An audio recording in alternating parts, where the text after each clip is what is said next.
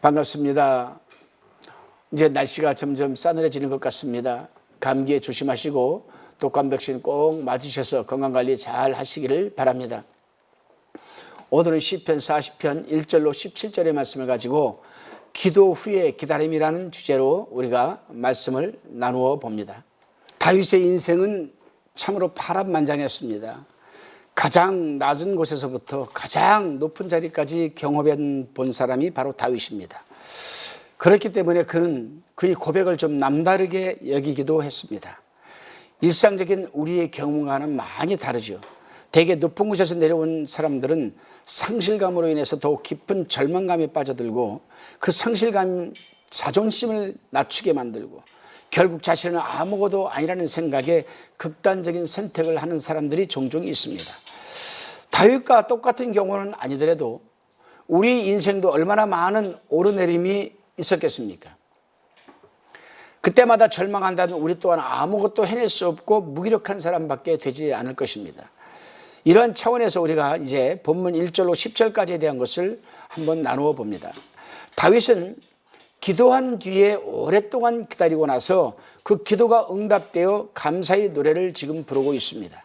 다윗은 먼저 자기가 하나님이 응답해 주시기를 기다리고 기다렸다라고 얘기를 합니다. 여기서 히브리 사람들의 그 표현, 관습적 표현 중에 기다리고 기다렸다라는 표현은 아주 오랜 시간 동안 기다렸다는 것을 의미합니다. 그렇습니다, 여러분.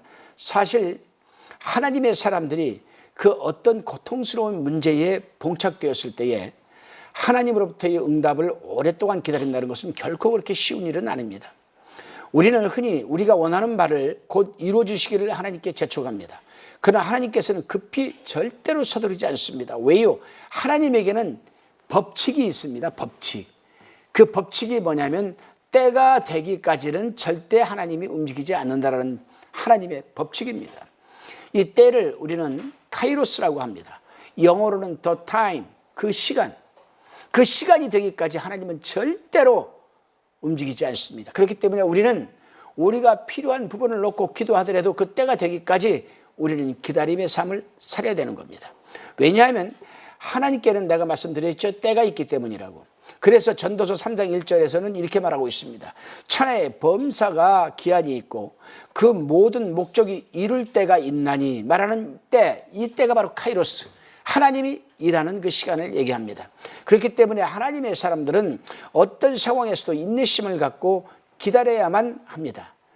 여러분들은 하나님 앞에 급한 것을 놓고 기도하면서 오늘 내일 응답해 주세요. 아니 지금 당장 응답해 주세요. 하지는 않습니까? 천만에요. 하나님이 기도하는 응답을 성경적으로 우리가 풀어내 보면은 첫 번째, 충만아, 어째 너는 그것만 구하고 있느냐? 입을 넓게 벌려서 더 많이 구하거라. 두 번째, 안 된다. 그걸 내가 응답해 주면 너는 잘못되기 때문에 안 된다. 세 번째, 조금만 기다려라. 조금만 기다려라. 네 번째가 뭔지 아십니까? 네 번째, 그래도 영원히 하나님이 응답을 하시지 않고 우리의 목숨을 거두갈 때가 있다는 겁니다. 그 응답을 주시지 않고. 그렇기 때문에 우리는 하나님의 그 깊은 그 심정을 모르죠. 하나님의 그 깊은 그 때를 우리는 모릅니다. 그렇기 때문에 우리는 그저 하나님 앞에 내가 빨리 하나님이 기뻐하시는 하나님의 형상대로 회복이 되어서 하나님의 영광을 위해서 살아가고자 하는 그 마음이 충만할 때 하나님께서는 그 때를 단축시켜 줄 때도 있다는 사실을 우리는 잊지 말아야 됩니다. 다시금 본문 11절로 17절까지의 말씀을 묵상해 봅니다. 이제 다윗은 하나님의 그 구원을 체험한 사람으로서 그 구원의 은총이 계속 이루어지기를 또 이어가기를 지금 간구하고 있습니다.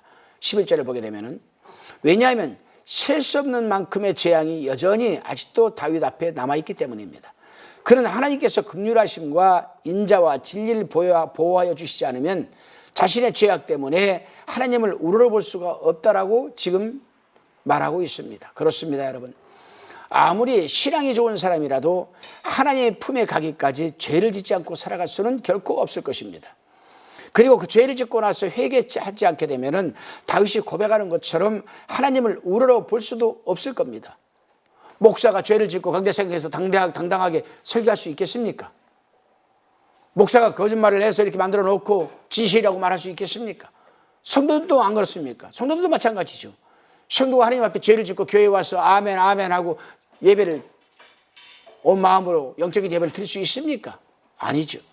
그렇기 때문에 우리 하나님의 사람들은 항상 하나님의 긍휼하심과 인자와 진리로 보호하여 주시기를 우리는 간구해야만 합니다.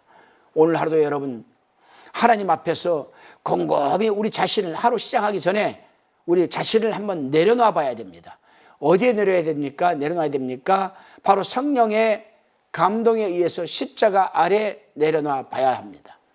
그리고 드러나는 것들은 하나님 십자가 뒤로 가려주소서, 이 기도를 드리시고 오늘 하루는 정말 성령께서 감동시키는 대로 순종하는 삶, 그 삶을 한번 살아내 보시기를 바랍니다. 그리고 잠자리 들기 전에 한번 평가를 해보십시오. 그 마음이 어떤가? 아마 평온한 마음으로 잠자리에 들 줄로 믿습니다. 기도드리시겠습니다. 주님, 우리는 어떤 문제와 상황에 봉착되었을 때에 아무리 급하고 힘들어도 하나님에게는 때가 있음을 깨닫게 되었습니다. 하오니 모든 문제와 상황 가운데서도 조급함을 갖기보다는 인내심을 갖고 하나님의 도우심이 임하기까지 기다리는 삶이 되게 하여 주시옵소서. 감사드리오며 예수님의 이름으로 기도드리옵나이다. 아멘.